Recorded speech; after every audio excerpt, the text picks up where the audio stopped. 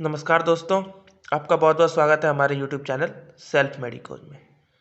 तो आज की इस वीडियो में हम लोग बात करेंगे scope of homeopathic pharmacy in relation with Organon of medicine.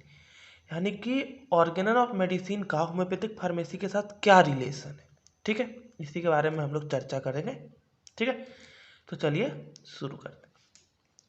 तो इसका जो होम्योपैथिक फार्मेसी के बारे में जो मेनली ऑर्गेनल ऑफ मेडिसिन में चर्चा है, होम्योपैथिक फार्मेसी में जो सब चीज़ हम लोग पढ़ते हैं, जैसे सिलेक्शन ऑफ पोटेंसी हो गया।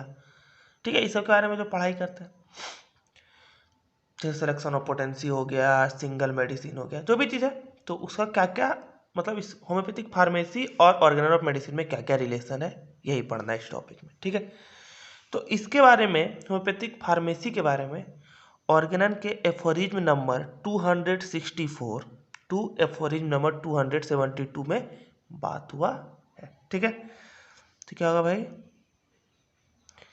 The relation between Organon of medicine and homeopathic pharmacy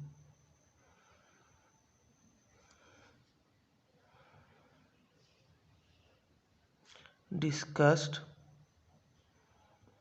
between, aphorism को कैसे लिखते हैं, ऐसे, between aphorism 264 to aphorism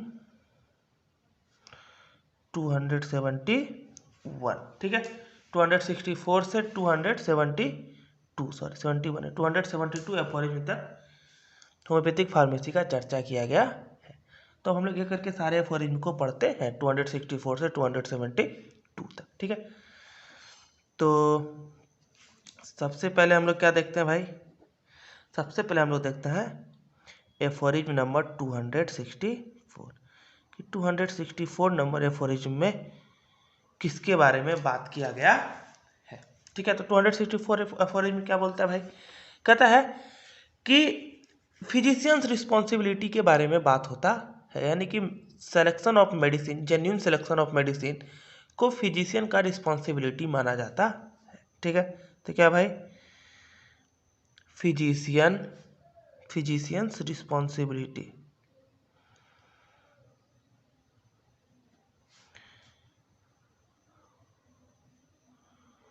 genuine अनइम्पेयर्ड medicine.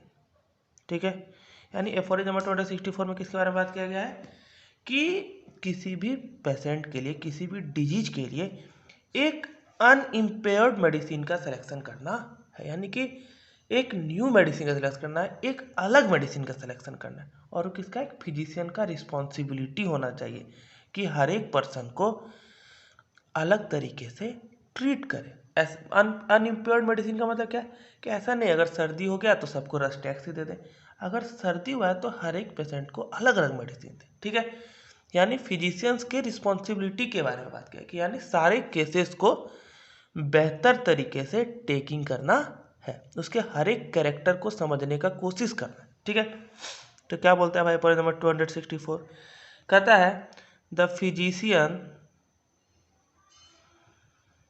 has to be fully satisfied that his patient is getting genuine medicine that he prescribed। ठीक है, तो क्या कहता है कि फिजिशियन का रिस्पॉन्सिबिलिटी है कि आप जो भी मेडिसिन सेलेक्ट किए हैं उसको पेशेंट को परफेक्ट मेडिसिन मिल रहा है कि नहीं, इसकी जांच करना एक फिजिशियन का रिस्पॉन्सिबिलिटी है। ठीक है, यानी कि जहाँ से जो भी फार्मेसी से वो मेडिसिन को बाय कर रहे हैं, वो फार्मेसी उनको परफेक्ट मेडिसिन दे रहा है कि नहीं, कि खराब मेडिसिन दे रहा है, इसका जांच करना एक फिजिशियन का जिम्मेदारी है। इसी के बारे में 264 एफोरिज्म बात करता है। ठीक है, फिर क्या बोलता है भाई, the physician must be provided with genuine medicine so that he may be able to rely upon their therapeutic power. ठीक है, तो क्या कहता है एक फिजिशियन को हमेशा जेन्युइन मेडिसिन यानी कि एक अच्छे क्वालिटी का मेडिसिन प्रोवाइड कराना चाहिए, ताकि अगर आप अच्छे क्वालिटी का मेडिसिन प्रोवाइड नहीं करेंगे तो आप मेडिसिन के थेराप्यूटिक पावर पे कैसे डिपेंड कर सकते हैं। अगर आप खराब मेडिसिन डालें तो आपको पता ही नहीं चलेगा कि आपका मेडिसिन सही था या गलत था। ठीक है, तो पहला एफोरिज्म हो गया। अब दूसरा एफोरिज्म क्या है भाई? Aphorism number 265। ठीक है, तो एफोरिज्म नंबर 265 क्या बोलता है भाई? एम्प्लॉयमेंट ऑफ करेक्ट मेडिसिन के बारे में 265 बात करता है, यानी कि मेडिसिन का सिलेक्शन सही होना चाहिए। मेडिसिन का सिलेक्शन सही होने का क्या मतलब है कि मेडिसिन का सिलेक्शन हमेशा टोटलिटी के आधार पर होना चाहिए, टोटलिटी ऑफ सिम्टम के आधार पर होना चाहिए। ठीक है, तो क्या बोलता है भाई? Employment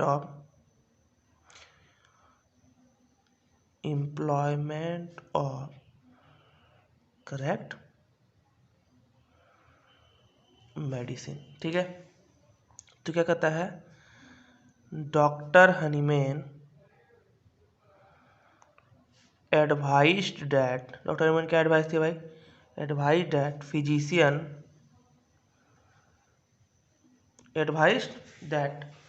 advise the physicians to be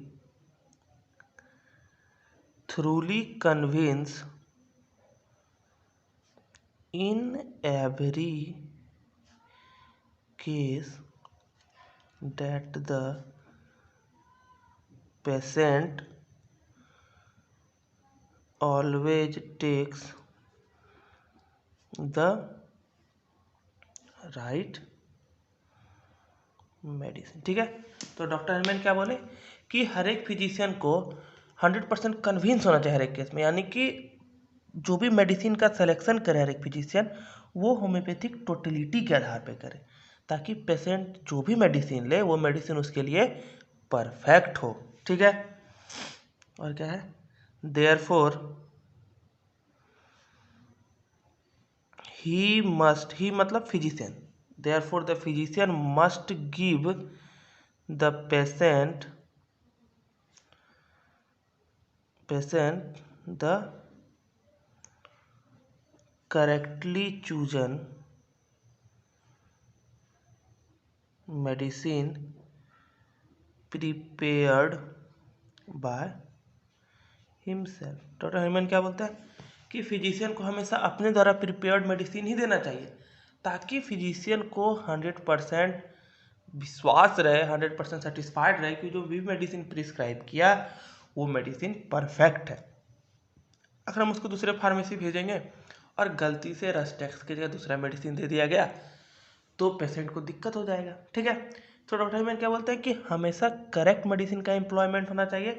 तो करेक्टनेस को रखने का सबसे अच्छा तरीका क्या है कि जो भी मेडिसिन डॉक्टर प्रिस्क्राइब करे, अगर डॉक्टर उस मेडिसिन को खुद प्रिपेयर्ड भी कर दे तो मेडिसिन 100% करेक्ट रहेगा। ठीक है, अब तीसरा में क्या आता है भाई? Aphorism number 266। ठीक है, एफोरिज्म नंबर 266। तो क्या एफोरिज्म नंबर 266 क्या बताता है भाई? कहता है क्या कि जो भी मेडिसिन होता है ना एनिमल किंगडम और प्लांट किंगडम का, वो क्रूड स्टेट में ज़्यादा पोटेंट होता है, यानी कि उसका मेडिसिनल प्रॉपर्टी क्रूड स्टेट में ज़्यादा होता है। हम लोग सब पढ़े हुए हैं सिलेक्शन ऑफ डोजेज में कि एनिमल और प्लांट किंगडम का लो पोटेंसी दिया जाता है, क्योंकि लो पोटेंसी में इसका पावर ज़्यादा होता है। ठीक है, तो यही क्या बोले हैं भाई कि medicines from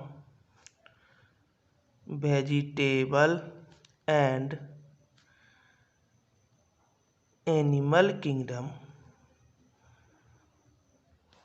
show more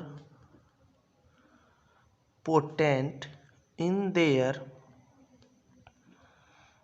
crude और रॉ स्टेट।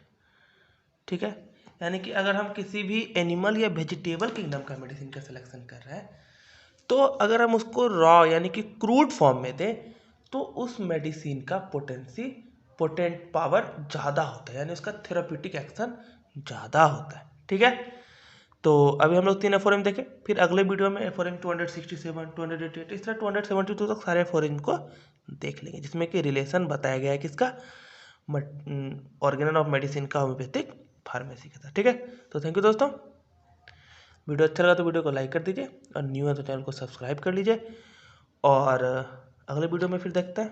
धन्यवाद। Fire when the storm hits you. That's it, Brian?